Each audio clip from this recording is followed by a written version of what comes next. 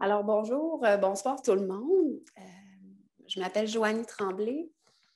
C'est le fun, j'ai vu quelques visages que je connaissais, des patients que j'ai eus en rendez-vous. Je suis contente de vous voir. C'est ça, ça fait presque 15 ans que je suis une allothérapeute. J'ai fait les premières années dans les centres hospitaliers.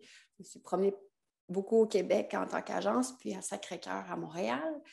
Ça fait 4 ans maintenant que je suis chez Biron dans les soins du sommeil. Et puis, moi, je travaille plus particulièrement pour le soutien patient.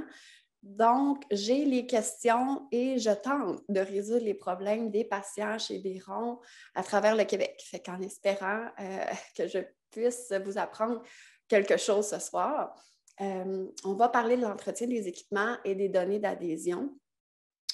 Et voilà, alors on débute. Ah, laissez-moi un instant. Je vais débuter, mais là, je ne suis pas sur le bon.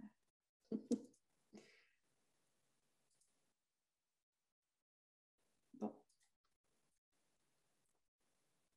Je ne sais pas pourquoi je ne suis pas en mode diaporama. Ce ne sera pas long. Excusez-moi pour ça.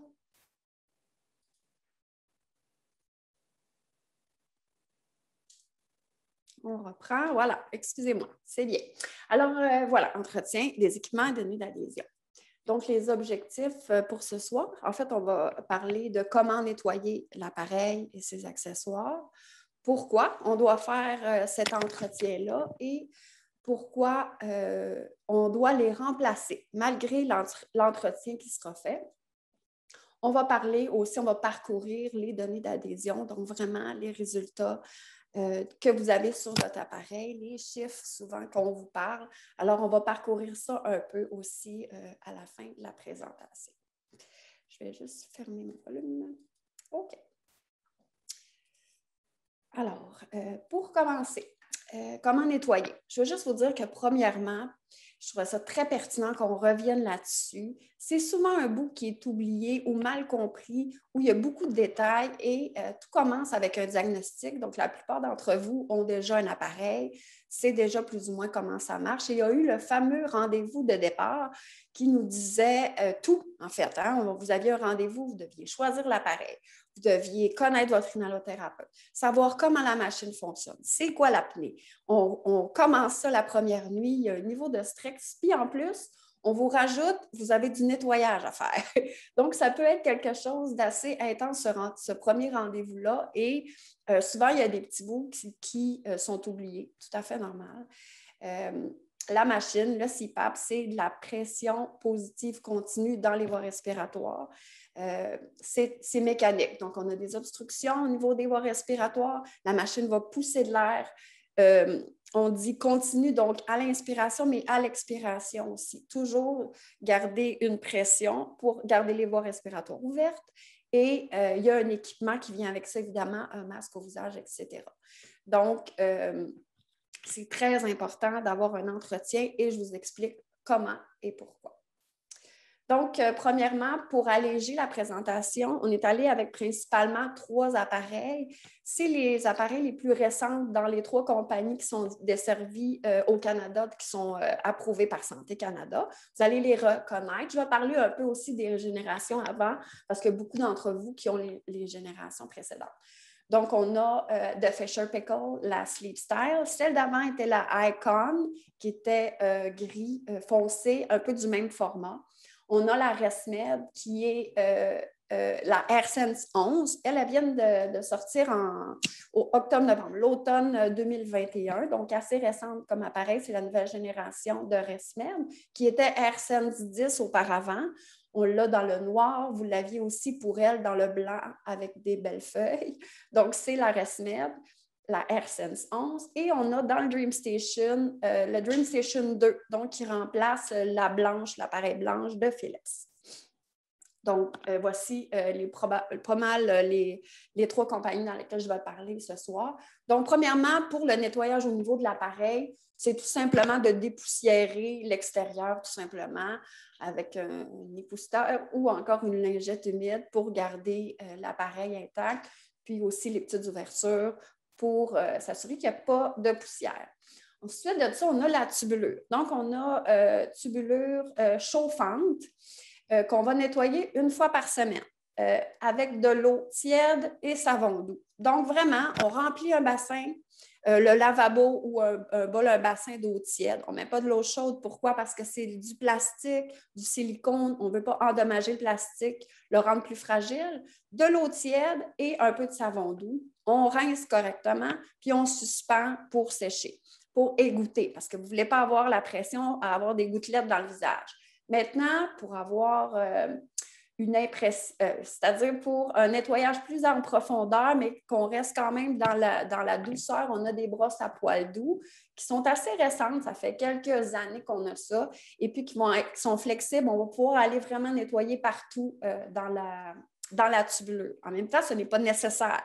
Donc, ne vous inquiétez pas si vous n'avez pas votre brosse. Ça nettoie bien. Moi, toutes les recommandations que je vais vous dire sont au niveau du fabricant. Donc, pour l'usage normal et non l'usage prématuré, on est correct avec une fois par semaine. Dans l'eau tiède avec du savon doux pour notre tubulure, on laisse ça une dizaine de minutes, on rince, puis on suspend. Moi, je vous suggère de faire votre grand ménage une fois par semaine, le matin, évidemment, pour que le soir, ce soit tout égoutté, tout séché, parce qu'il y a d'autres accessoires que c'est important que ce le soit également. Je veux vous dire de ne pas vous inquiéter si vous aviez des questionnements au niveau du bout qui est électrique. Là. Donc, il y a des capteurs électriques pour le chauffant. Ça peut être immergé dans l'eau sans problème, c'est fait pour ça. Donc, on peut faire tremper la tubulure complètement dans l'eau tiède. Maintenant, on a la chambre d'humidité. Donc, chambre d'humidité qu'on va laver une fois par semaine également, dans l'eau tiède avec notre tubulure et du savon doux. On a, dans les 3 compagnies, se démarquent assez, surtout les nouvelles machines. Donc, on a au centre, c'est la Fisher Pickle. Celle-là va pouvoir aller dans le lave-vaisselle. Il faut enlever absolument l'espèce de joint d'étanchéité un peu plus mou. Ceux qui ont cet appareil-là connaissent. Il faut le retirer. Il ne va pas dans le lave-vaisselle. On va l'endommager. L'eau est trop chaude, puis ça va tout déformer le silicone. Donc, celui-là. Les autres, des autres compagnies, des autres générations n'y vont pas dans le lave-vaisselle une fois par semaine parce que c'est trop chaud. Et la Dream Station 2 irait avec le couvercle gris. Celle-là que vous voyez ici, là, la toute nouvelle là, que vous avez pour le remplacement de la Dream Station 1, elle irait dans le lave-vaisselle. Maintenant, je voudrais vous dire qu'en cas de doute, ne la mettez pas dans le lave-vaisselle parce qu'avec toutes les compagnies, moi, je ne peux pas toutes vous les énumérer. Vous pouvez aller voir dans les recommandations du fabricant, c'est toujours indiqué dans le petit calepin, mais ce n'est pas plus compliqué de la mettre avec la tubulure dans l'eau tiède avec du savon doux. D'accord? Fait que je mets un bémol là-dessus, mais vous serez au courant que certaines chambres d'humidité peuvent y aller. Maintenant, très important, on le met de l'eau distillée et ou déminéralisée. C'est la même chose, il n'y a pas de minéraux dedans. Donc, à ce moment-là, pourquoi? Bien, c'est chauffant, parce qu'on va chauffer l'eau pour que ce soit moins sec dans les voies respiratoires et dans la bouche aussi. Et donc, il peut y avoir une accumulation carrément de calcaire ou d'autres sels minéraux. Ça peut endommager carrément la chambre d'humidité. Vous allez respirer ça aussi. Ce n'est pas très confortable. Et puis, ça peut endommager même l'appareil. Fait qu'il est important de prendre une eau qui est distillée et ou déminéralisée. Donc, une fois par semaine pour la chambre d'humidité accompagnée de la tubulure chauffante. Maintenant, on a les filtres. Donc, on va y aller avec une fois également. Maintenant, pour ceux qui ont la Dream Station 1 ou 2, ceux-là qu'on voit ici, complètement à droite, c'est Dream Station 2, la noire. On doit les rincer à l'eau claire.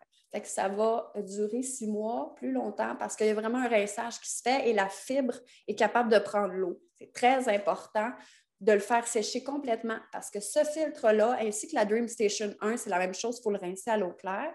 Et moi, je parle du gris ici et du bleu foncé pour la Dream Station 1.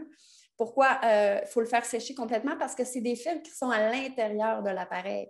On va les insérer, alors on ne veut pas que la turbine ait des gouttelettes et puis qu'il y ait de l'eau. L'eau, c'est correct pour dans la tubulure, le masque pour la respiration, mais pas à l'intérieur du moteur, évidemment. Donc, on fait ça le matin pour que ça soit bien sèche le soir. Maintenant, les 2 autres compagnies, Fisher, ResMed, on va juste inspecter. Donc, inspecter, c'est qu'on va le sortir de la machine. Je vais vous montrer des petites images tout à l'heure. Vous le mettez à côté d'un mouchoir ou d'une feuille blanche. C'est pour voir si ça change de couleur, s'il devient plus poussiéreux, il devient sale. Des fois, il grisonne ou il jaunit. Donc, ça, c'est un signe qu'il faut le changer. Tout simplement, ça ne se nettoie pas à l'eau. Il va perdre sa caractéristique de filtration. Donc, important. Maintenant, on parle aussi des fils qui sont ultra fins. Fescher en a pas, c'est déjà un filtre qui est standard. Maintenant, ResMed et Philips en tiennent un. On dit hypoallergène, donc il va filtrer plus petit.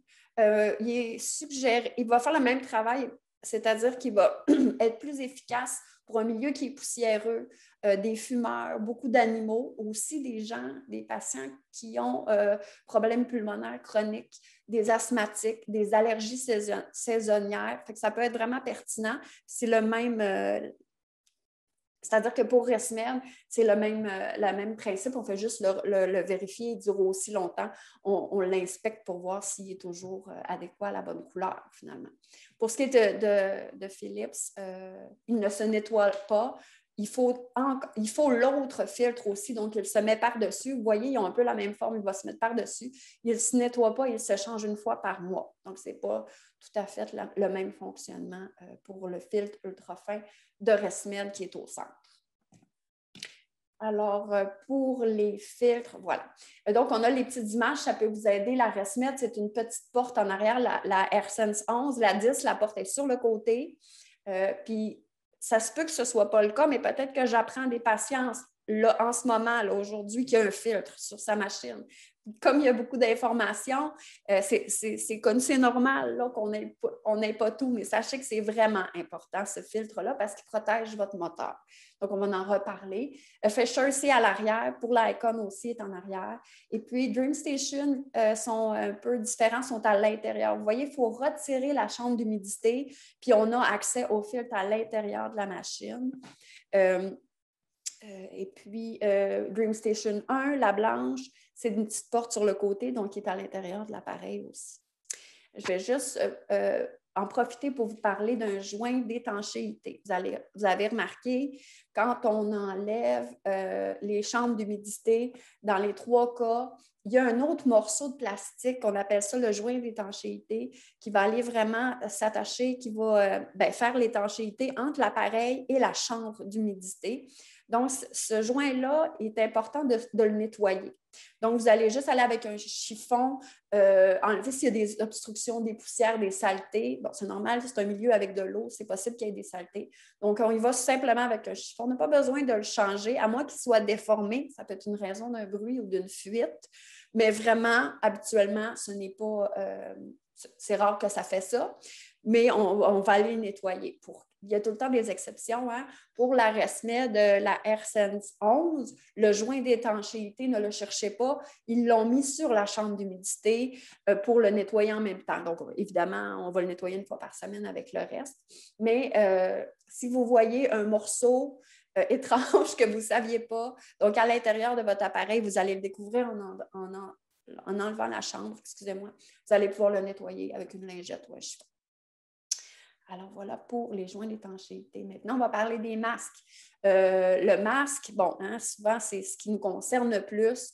Il est dans notre visage, c'est la forme, on a plusieurs modèles, 3 types de masques, donc narinaire, nasal ou facial avec le nez et la bouche. Autant de patients qu'on est ce soir, probablement qu'on a une grosse variété de masques aussi. Et vous en connaissez, vous en avez essayé. C'est majeur, le masque. C'est vraiment important dans votre traitement. Son nettoyage inclus. Pourquoi? Bien, parce que ça va empêcher l'usure prématurée. Ça peut avoir énormément de conséquences et c'est ça que je vais parler bientôt aussi. Mais vraiment, s'il y a une chose que vous devez retenir, le nettoyage du masque chaque jour. Donc, le coussin qui est sur votre peau, ce qui touche à votre peau, on va prendre une petite lingette le matin, très rapide. On parle de 3 secondes. On fait juste le nettoyer, ce qui touche la peau. Les sueurs, tu sais, de la nuit, on a chaud, on peut avoir chaud. Aussi, le sébum, juste le gras de la peau. C'est sûr que ça va aller toucher l'intégrité du silicone ou du plastique, puis ça va l'user prématurément. Donc, une lingette pour ça, ce qui est en contact de la peau. Je vais vous montrer en plus grand. Quand je parle du coussin, c'est vraiment la partie là, qu'on peut retirer qui est comme ça ici, OK? Comme ça ici, à gauche, excusez-moi. Donc ça, c'est le coussin. On appelle aussi la bulle. Le harnais et les autres composantes. Ici, on voit un diffuseur Dyson 2, mais toutes les autres composantes, on va les mettre dans l'eau tiède avec du savon doux, comme avec notre tubulure et notre chambre d'humidité une fois par semaine. Alors, je répète, là, ce qu'on lave une fois, c'est vraiment juste la partie du coussin qui va dans notre visage, qui colle à notre peau. Le reste, c'est juste une fois par semaine avec le reste des accessoires. On va rincer, puis on va laisser sécher. À l'abri du soleil, puis ça, c'est bon pour les deux autres accessoires aussi, évidemment, parce qu'on ne veut pas que ça change la couleur et que ça brûle carrément. Ça décolore, puis ça brûle, puis ça la sèche le plastique. Puis laveuse sécheuse, je sais que ça donne l'impression que le harnais est beaucoup plus propre, sauf que vous allez l'endommager prématurément aussi. La fibre va être brisée, puis il y aura moins d'élasticité. Puis ce qu'on fait dans ce temps-là, on serre le masque. Il y a aussi les velcro qui vont moins bien coller. Donc, vraiment, je ne vous suggère pas du tout la laveuse sécheuse. Ce n'est pas recommandé par les fabricants au niveau de la garantie puis de l'efficacité plus longue. Donc, encore une fois, ici, on va avoir une exception. Je prends le temps de vous parler du Air Touch. Je ne sais pas si vous connaissez. Peut-être que vous êtes un de ces patients ou patientes qui a essayé 14 masques les 3 premiers mois, que rien n'allait. Puis, souvent, c'est ce qu'on fait, on va le suggérer plus vers la fin parce que c'est un masque qui, oui, est plus dispendieux parce qu'on on ne peut pas le nettoyer. En fait, c'est le même prix, excusez-moi, sauf qu'on doit le changer plus régulièrement. Ça dure 1 à 2 mois, ce coussin-là. Donc, le coussin doit être changé plus régulièrement parce qu'il y a une mousse mémoire, puis on ne peut pas l'immerger dans l'eau parce que c'est la prolifération des bactéries. Donc, il n'est pas bien nettoyé. C'est vraiment pas suggéré de l'utiliser plus que 2 mois sans le nettoyer. On va le nettoyer avec une lingette. Cependant, je me permets de vous dire que ce masque-là peut être une solution au niveau du confort, au niveau des peaux sensibles. Il prévient les marques, les rougeurs, les irritations. Il optimise aussi l'étanchéité, donc il prévient les fuites. Ça épouse je le répète, on l'a dans le facial aussi, va épouser n'importe quelle forme du visage. Les patients avec une grosse moustache, une barbe, les prothèses dentaires qu'on retire, et là, ça fait un creux au niveau de la bouche, ici en haut ou en bas également, les joues creuses, le pont ici très, très étroit, le pont du nez. Alors, je ne sais pas si ça vous parle, mais c'est un masque qui existe puis que souvent nous a beaucoup, beaucoup aidé avec les visages un peu plus difficiles à masquer finalement. Et puis, mais gardez en tête que l'entretien est différent. On va le nettoyer avec une lingette aussi à tous les jours, mais on ne le trempe pas, juste la bulle, là, le coussin, on ne le trempe pas dans l'eau et on remplace ça aux 2 mois maximum. Alors, voilà pour notre exception. Maintenant, les produits à privilégier. J'ai parlé énormément de savon doux. En fait, j'ai parlé de savon doux. Bon, de quoi on parle avec les savons doux? On peut y aller avec un savon à vaisselle doux. Donc, on prend un savon qui ne sent rien et qui n'a pas de couleur parce qu'il y a moins de chances dedans d'avoir les produits qui ne sont pas recommandés. Là, la liste de produits non recommandés, elle est longue comme ça. Je vais vous l'énumérer, mais on n'y va pas avec du ultra dégraissant. C'est inscrit ici. Pas d'alcool, pas de produits hydratants, pas d'antibactériens dans le savon à vaisselle. C'est le même principe pour les solutions. Donc, on ne met pas d'eau de javel dans l'eau. On ne met pas de chlore, d'alcool, d'ammoniac. Pas de savon avec un hydratant à l'intérieur, pas à base de glycérine, ni adoucissant. Autrement dit, là, c'est très important de regarder la liste. Souvent, on a l'impression que parce qu'on met un produit fort, on va mieux nettoyer les bactéries, ça va durer plus longtemps, notre masque va être plus propre. Puis non, on va parler plus tard là, de vraiment pourquoi nettoyer. Puis, ça a été dans des études où l'eau de javel ne va juste endommager, en fait, votre masque, votre matériel aussi, la tubulure et tout le reste, va faire des microfissures, puis vous allez respirer l'ammoniac ou l'eau de javel ensuite. On ne veut absolument pas ça. Donc, même les lingettes, j'ai parlé de lingettes humides, lingettes de bébé, il faut faire attention, il peut y avoir de la crème dedans. Puis les hydratants, ce que ça fait, c'est que ça rend le plastique plus poreux. Donc, encore une fois, des fissures, des bactéries à l'intérieur. L'alcool va assécher, va endommager. Donc, je pense que vous avez compris le principe, qu'on regarde vraiment la liste des produits, on y va pour un savon doux le plus naturel possible. Mais au final, moi, ce que je vous suggère, les lingettes Lysol ne sont pas suggérées non plus. Il y a des produits qui sont pour ça. Donc, il existe des lingettes et des savons doux qui sont pour les CPAP. On en trouve partout. Et puis, on sait que les produits sont corrects, qu'on ne va pas endommager prématurément ni l'intérieur de notre appareil, puis ni nos poumons et l'équipement. Donc, moi, je vous suggère ça. Mais maintenant, vous avez toutes les informations pour prendre votre décision. Il y a des savons à vaisselle qui font le travail aussi. Je prends 2 minutes aussi pour vous parler des appareils à nettoyage automatique à l'ozone, les fameux SoClean qu'on a entendu parler, où là, il y a quelques années, peut-être 2 ans, où là, les patients nous en parlaient beaucoup. Ça avait l'air d'une révolution. Malheureusement, après études à ce sujet-là, on n'a jamais accepté de vendre ça et on ne le conseille pas aux patients. Ça l'endommage énormément l'interne de l'appareil. Donc, on va nettoyer les accessoires puis on risque de briser le moteur, la turbine de notre machine. Fait qu'on n'utilise pas ça. Et d'autant plus que ça ne nettoie pas plus, ça ne sera pas plus propre. Donc, si vous avez des crottes de nez dans votre masque, en le mettant là-dessus, ça ne va pas les enlever. Il faut vraiment avoir un nettoyage sur votre matériel. Et les garanties peuvent être mises en jeu. Donc, il y a certains fabricants qui ont décidé de ne pas garantir leur appareil si la machine à ozone avait été utilisée pour nettoyer. Fait que je vous dis ça. Si vous en aviez une, malheureusement, allez acheter du savon doux à place. Pourquoi nettoyer maintenant? Donc, ça semble évident, mais quand même, je vais aller avec des faits, donc vraiment des études qui ont été faites sur le nettoyage, l'entretien des équipements. Donc, en juin, il y a une étude américaine qui dit qu'après 48 heures, donc on parle de 2 jours, 2 nuits, OK? Alors, on ne parle pas d'avoir fait tremper tubulure, chambre d'humidité ou d'avoir vérifié le filtre. On parle seulement de 2 jours. On n'a pas eu le temps encore de faire ça. On parle de 2 jours d'utilisation, donc changer l'eau à chaque... Oh, ça, je pense que je ne vous l'ai pas dit. Il faut changer l'eau à chaque jour. Donc, on met de l'eau le soir et le matin, on va vider notre chambre d'humidité. Je le sais que des fois, il vous en reste beaucoup et je sais que ça vous tanne, mais c'est stagnant, c'est de l'eau qui est chauffée, c'est comme un petit étang. Vous ne voulez pas respirer un petit étang le soir venu.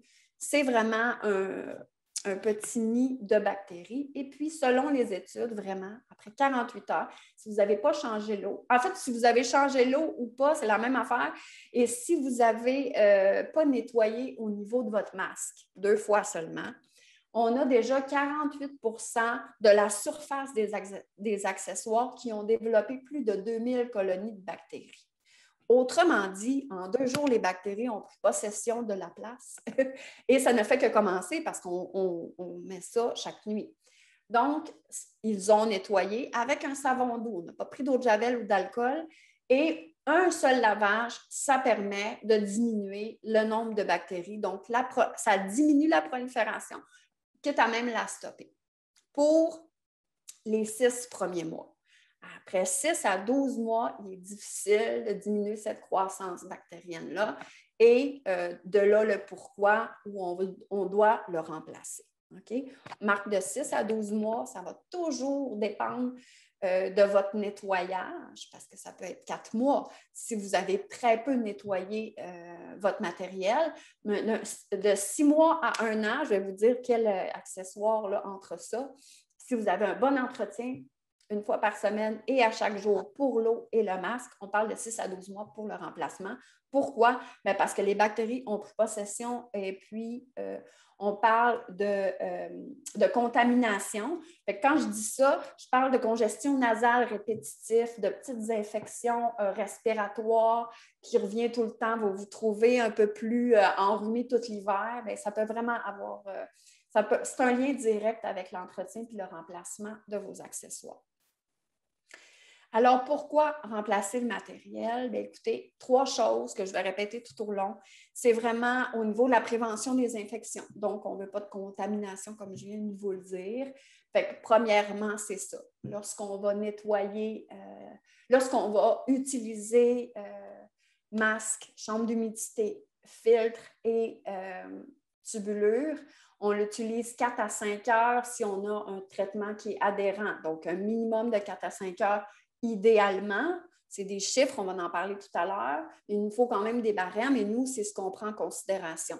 4 à 5 heures fois 180 jours, nuits, fois 365 nuits, c'est énormément d'utilisation. C'est beaucoup d'heures d'utilisation.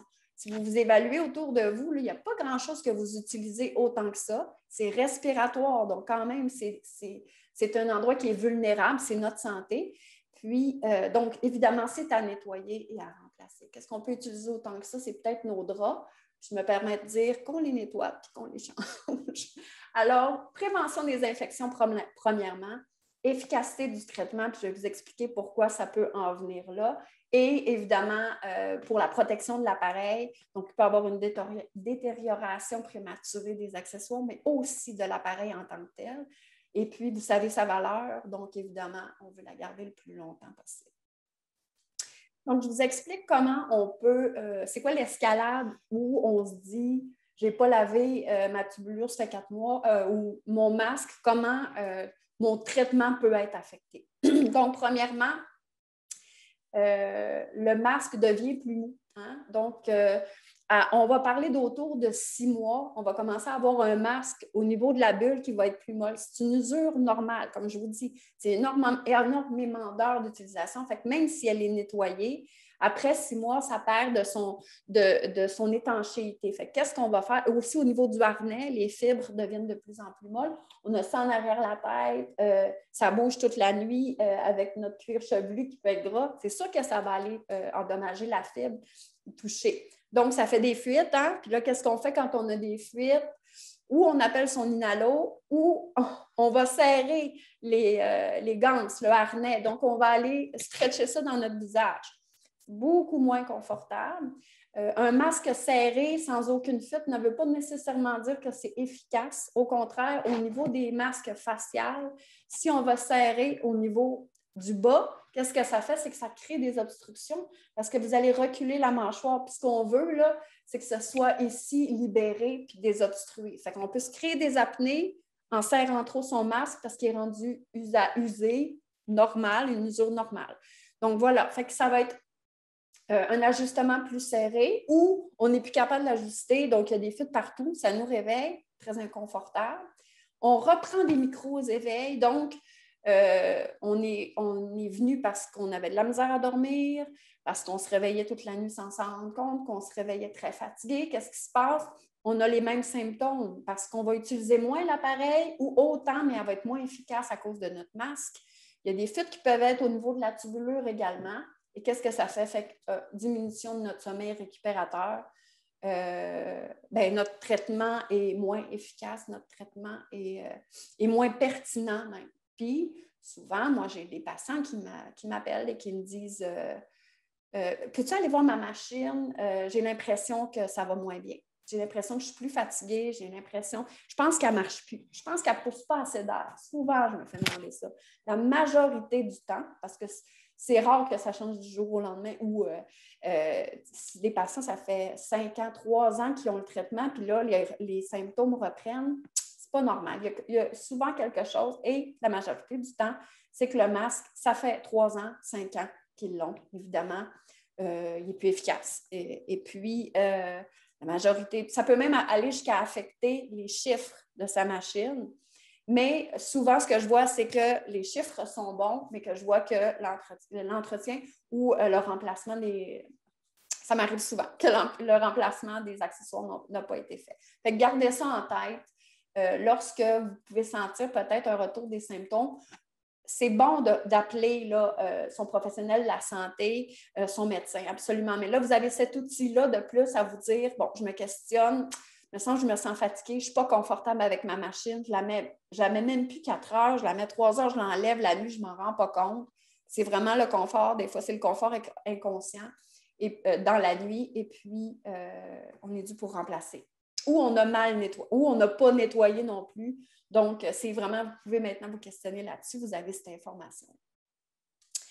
Maintenant, les signes d'usure, rapidement, pour ce qui est du masque, bien, les courroies vont se défaire plus facilement, comme je vous ai dit, le velcro, moins d'étanchéité, excusez-moi. Donc, on va plus les serrer. Le coussin va changer de couleur. Souvent, il va devenir plus opaque, glissant, même si on le nettoie souvent. Puis là, vous pouvez même avoir des rougeurs, des petits boutons qui sortent. Vous n'aviez jamais eu ça avant.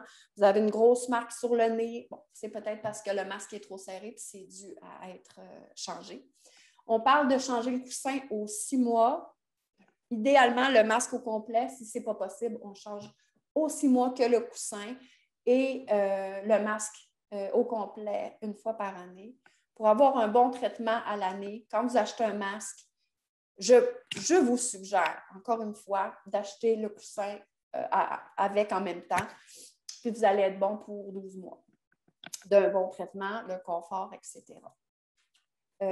Voilà. Alors, on a au niveau du filtre maison. Maintenant, donc, en masque, on parle de 6 mois à 1 an pour le remplacement. Maintenant, au niveau du filtre, comme je vous disais, il y en a peut-être qui ont appris qu'il y avait un filtre, super important. Là, à ce niveau-là, c'est que ça va protéger, ça ne sera pas votre visage ou vos poumons, c'est votre machine, parce que c'est la barrière entre l'air et le moteur, la turbine. On a souvent des appels, ma machine a commencé à faire un bruit. Je ne sais pas si ça vous est déjà arrivé, on est obligé de changer l'appareil sur la garantie, etc. Les compagnies, les fabricants le font de moins en moins, prendre la garantie quand ils découvrent un filtre qui n'a jamais été changé, qui n'a jamais été nettoyé.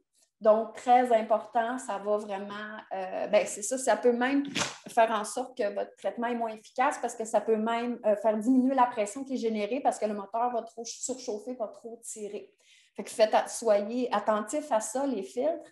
Et quand on parle de filtres non conformes, on parle de filtres qui ne sont pas du fabricant. Donc, il y en a probablement sur Amazon qui vendent des filtres.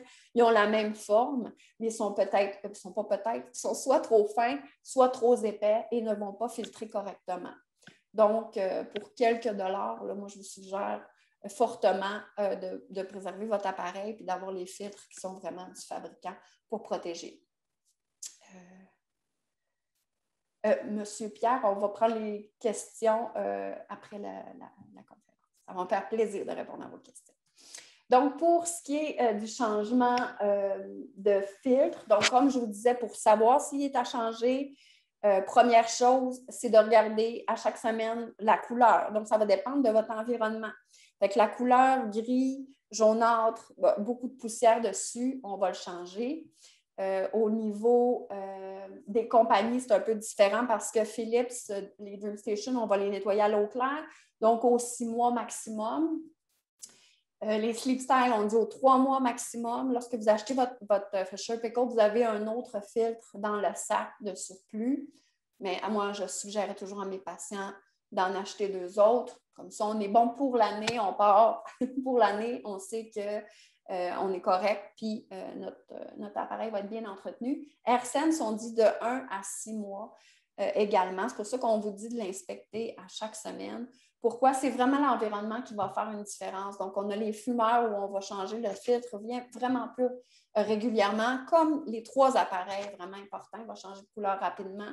Il va être comme un peu brûlé à cause de la fumée. Donc, c'est vraiment important de le changer pour garder l'intégrité de l'appareil, pour éviter les bruits, parce que c'est le filtre qui n'est pas nettoyé ou changé qui va faire un bruit que la machine va tirer davantage. OK, je le répète. Chauffage au bois aussi. Et puis, un environnement qui était poussiéreux ou avec beaucoup d'animaux. Ça peut vraiment faire une différence. Donc, gardez ça en tête. Maintenant, pour la chambre d'humidité et la tubulure, c'est assez semblable. Donc, on parle une année d'utilisation. Pourquoi? Parce qu'il va y avoir des fissures. Donc, il va y avoir des micro-fissures ou des grosses fissures. Puis, on va avoir des bactéries qui vont s'initier et après quelques mois, ce n'est plus nettoyable. Pour ce qui est de la chambre d'humidité, il peut y avoir carrément des trous, des fuites qui on va les voir seulement lorsque la machine va fonctionner. Donc, moi, j'ai des patients qui me disent, ma machine, elle coule, mais ça ne vient pas de la chambre d'humidité. Parce que quand je la remplis, ça ne coule pas. Mais c'est parce que c'est quand la pression est générée qu'elle passe dans la chambre d'humidité, c'est là qu'il va y avoir de l'eau partout sur la table de chevet au matin. Donc, vraiment, on est dû pour changer la chambre. Et puis, voilà. Ça, c'est pour la chambre d'humidité. Même principe pour la tubulure. On va avoir des fissures pour prévenir les infections. Et dans les tubulures chauffantes, il y a des spirales. Donc, on appelle ça corrugé pour qu'il y ait le fil électrique puis moins de turbulence. Puis, ce que ça fait, c'est qu'il y a plus de bactéries, mais aussi la partie chauffante peut ne plus fonctionner. Donc, après 1 an, il faut la changer. Si vous n'avez pas un tube qui chauffe, il y a des patients qui n'ont pas de problème avec ça par rapport à l'humidité qu'il y a dans la chambre, mais souvent, ça fait de la condensation dans le tube. Donc, on se réveille avec un bruit d'eau qui bouge dans la tubulure, puis c'est parce qu'elle est plus fonctionnelle. Là. Le tube est dû à être changé. Donc, c'est ce qui conclut les 3 premières parties au niveau du nettoyage, du pourquoi, du comment et du remplacement de l'appareil. Comme je vous ai dit, ça va me faire plaisir de prendre vos questions ensuite là, par rapport à vous. Qu'est-ce que vous vivez? Maintenant, on va parler des données d'adhésion. Donc, un petit cours 101 va parcourir les fameux chiffres qu'on va voir. On va parler de 3 chiffres. Avant de commencer, je veux vraiment que vous sachiez que c'est subjectif. Autrement dit, nous, en tant que professionnels de la santé, lorsqu'on voit ces chiffres-là, on prend en considération énormément de choses. Chaque patient est unique, vraiment, par rapport à son traitement, par rapport à son environnement, puis qu'est-ce qu'il vit. Donc, on va prendre en considération plein de facteurs, dont le stress, des changements, des nouveaux médicaments, avant de vraiment faire un changement au niveau de la pression ou au niveau d'autres paramètres au niveau de l'appareil. Donc, je veux que vous gardiez en tête que vous avez vos propres objectifs. On part aussi chacun de sa propre apnée. Donc, on a des apnées, des patients qui partaient d'une apnée qui était très sévère à 120 apnées par heure. Donc, si on a à la fin, vous allez voir les normes, là, on a autour de 20 apnées par heure avec l'appareil et on a fait un bout de chemin exceptionnel et le patient se sent bien, n'a plus de symptômes et sa vie est merveilleuse. Bien, on a fait le travail, même si le chiffre n'est pas le même qu'un patient qui va partir avec lui 18 au départ, avec plein de symptômes d'apnée et le médecin a prescrit un traitement. On va viser un plus petit chiffre, évidemment, parce qu'on part de beaucoup plus bas, mais les symptômes étaient les mêmes et le résultat, au final, d'amélioration est très ressemblant aussi. Fait que nous, en tant que professionnels de la santé, on va voir ça très subjectivement et je vous conseille de le faire aussi, connaître-vous vos résultats et y aller en évaluant aussi si vous avez entretenu et changé vos équipements. Première chose, c'est quelque chose que vous savez avant de consulter votre professionnel de la santé, le prestataire ou bien votre médecin. Puis ensuite de ça, vous pouvez aussi évaluer autour de vous là, les changements autour de vous. Ensuite, c'est sûr que je vous conseille vraiment en cas de doute de consulter, évidemment. Mais ça vous donne plus d'outils, vous, pour évaluer votre traitement et les changements autour des années. Donc, premièrement, on va parler d'où est-ce que les données sont disponibles pour les 3 compagnies, donc les 3 appareils. On va parler au niveau des rapports d'adhésion. Fait que ça, c'est les fameux rapports que nous, on regarde quand vous nous appelez ou vous venez en rendez-vous pour évaluer votre traitement. On les regarde beaucoup au départ, moins par la suite parce qu'on est parti sur un air d'aller, puis on a fini là, les premiers 6 mois, je dirais, du traitement. Donc, ça va bien, puis ça reste quand même relativement stable lorsque les symptômes sont stables également. Vous allez voir aussi sur l'appareil directement. Alors là, vous pourrez voir ces résultats-là sur l'appareil et puis aussi sur les applications mobiles. Les trois compagnies ont des applications mobiles. Si vous êtes branché aujourd'hui, j'imagine que vous êtes plus ou moins à l'aise avec ça. Donc, ça va être quelque chose qui va être pertinent pour vous d'aller chercher les applications si vous ne les avez pas déjà. De quoi on va parler? Bien, des données. Donc, on va parler du niveau de fuite. 3 choses là, que vous pouvez regarder. Le niveau de fuite, les IAH, qu'est-ce que c'est? Bon, on parle des index d'apnée-hypopnée. C'est vraiment le chiffre d'apnée corrigé et le temps d'utilisation. Donc, voilà. Je vous montre de quoi ça a l'air pour AirSense. Donc, la compagnie ResMed nous, en tant que professionnels, on a tous ces données et plusieurs autres pages et plusieurs autres graphiques. Ce n'est pas quelque chose qui est pertinent pour vous, comme vous avez les deux autres options. Mais je vais quand même vous montrer qu'est-ce qu'on voit rapidement. Donc, c'est toujours des résumés d'un mois. Pas toujours, on peut sélectionner un résumé d'une semaine, d'un an, mais c'est ce qui nous donne une meilleure idée, c'est un mois. Donc, on regarde toujours une moyenne, une tendance. Encore une fois, vous connaissez. On a des mauvaises nuits parfois. Les gens qui ne font pas d'apnée aussi ont des mauvaises nuits. Ils n'ont pas de chiffres pour leur rappeler. Donc, ils ont moins tendance. Ils vont évaluer ils vont évaluer les choses extérieures au lieu de dire la machine ou mon apnée. Donc, ça peut être aussi des facteurs extérieurs lorsqu'on a une nuit, la moitié d'une semaine, une semaine. Quand ça va plus haut que ça et que là, ça touche la tendance de la moyenne du mois, je vous invite à consulter, évidemment. Et puis, nous, on va pouvoir vous aider à aller plus large encore. Mais habituellement, il faut regarder tous les facteurs. Et donc, ce que je veux dire, c'est que c'est vraiment la tendance du mois qui va être révélatrice. Donc, on a ici combien de pourcentage en haut de 4 heures, combien en bas de 4 heures. Pourquoi?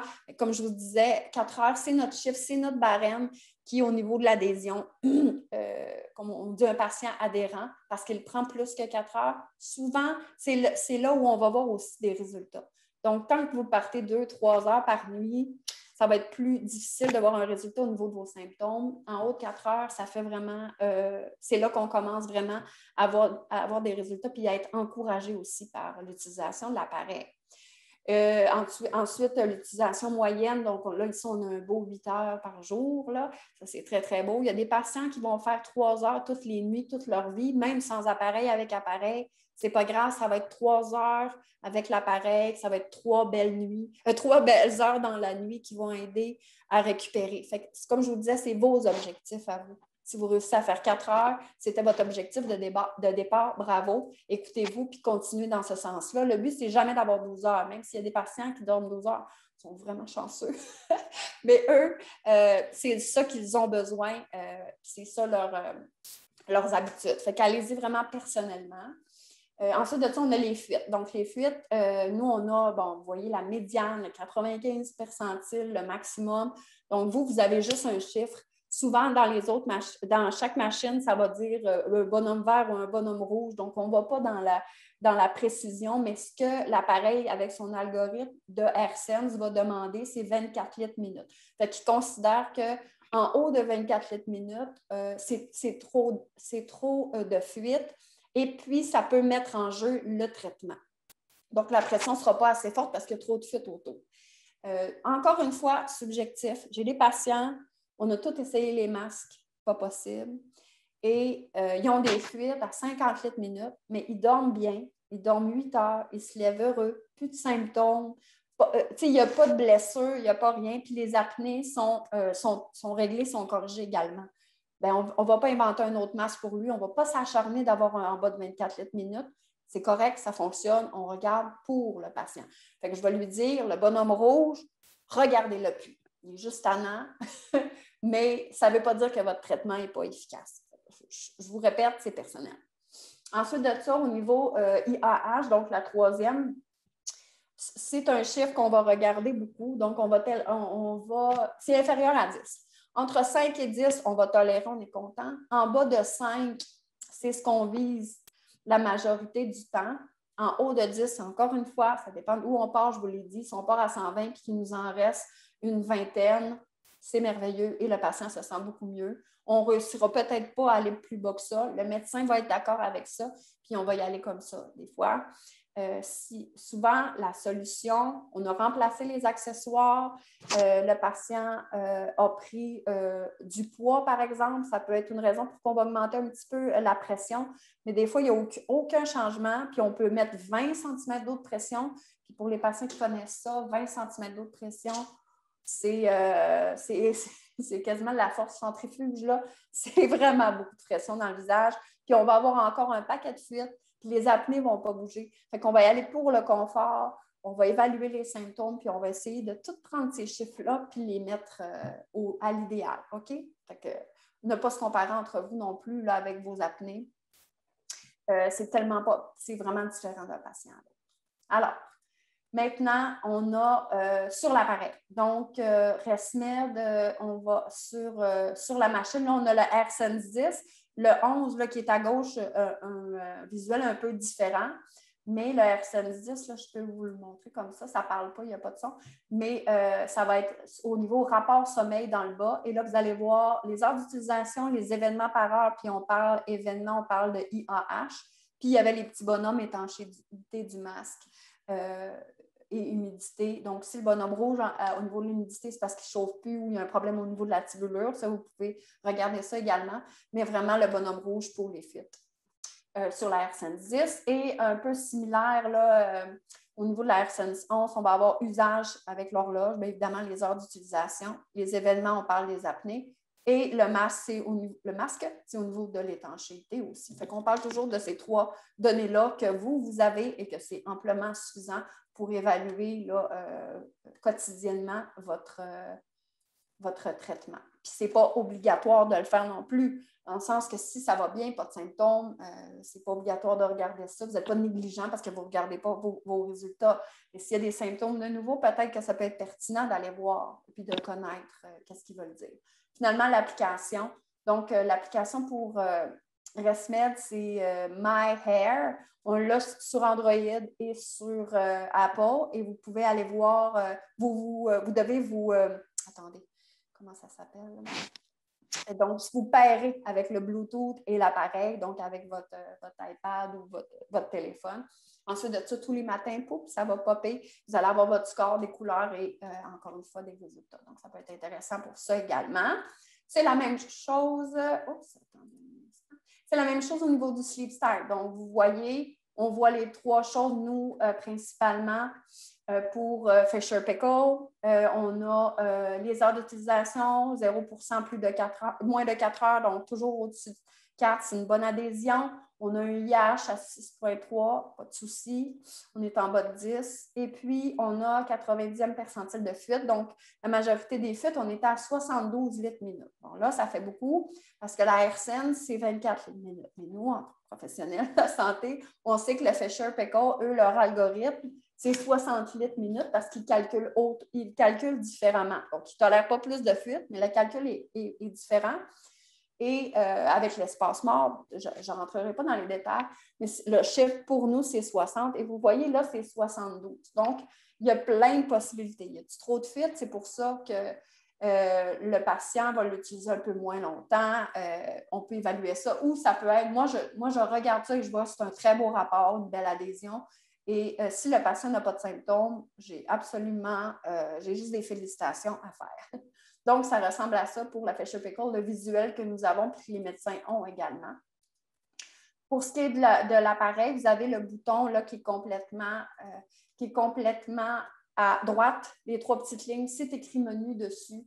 Donc, on va appuyer sur menu et il va y avoir mes données, jour, soir, mois. Donc, on a les moyennes de ces 3 possibilités-là. Donc, ça peut être intéressant pour voir votre tendance par rapport à ces données-là. Et finalement, on a l'application aussi qui s'appelle Sleep Style et que vous pouvez aller chercher. Vous allez le pairer avec le Bluetooth. Et vous voyez ici, les fuites, il l'exprime normal ou anormal, les heures d'utilisation en bas et les tendances durant la semaine. Ça peut être vraiment intéressant d'avoir les applications pour Sleep Style. Même chose pour ce qui est de DreamStation. On a rapport d'adhésion ici qui est un autre visuel. On a les heures, les apnées IAH moyen 2,3, c'est excellent.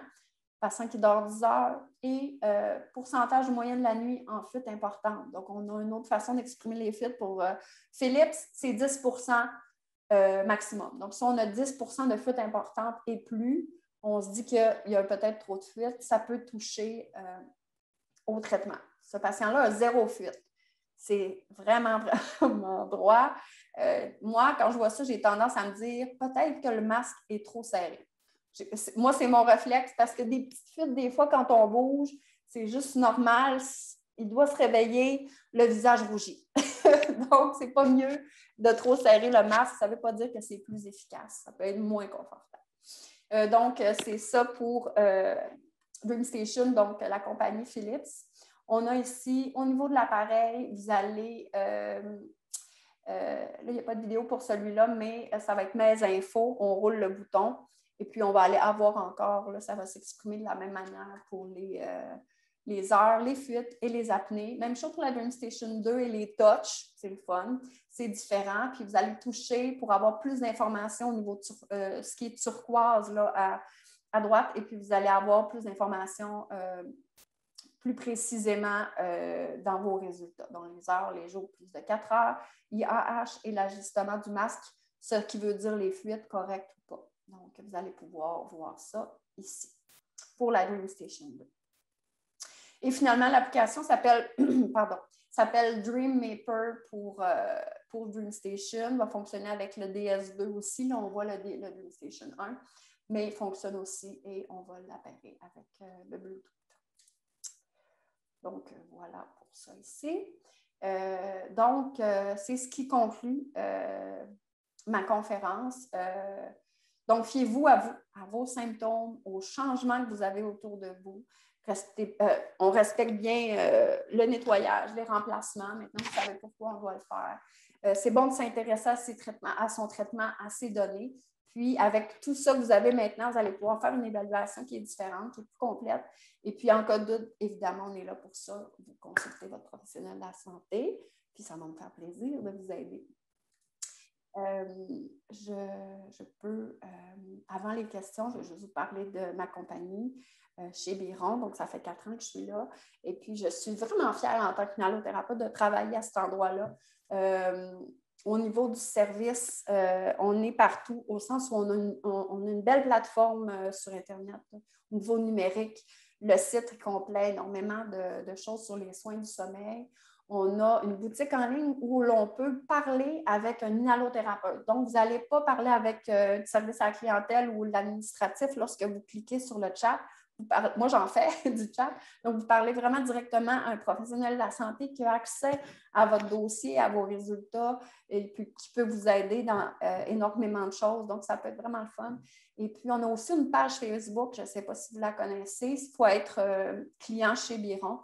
Où là, vous allez pouvoir discuter entre vous des trucs, des questions, etc. Fait que c'est le fun aussi quand les patients peuvent communiquer entre eux de ce qu'ils vivent. Et évidemment, il y a un numéro de téléphone là, pour le soin du sommeil, le service à la clientèle.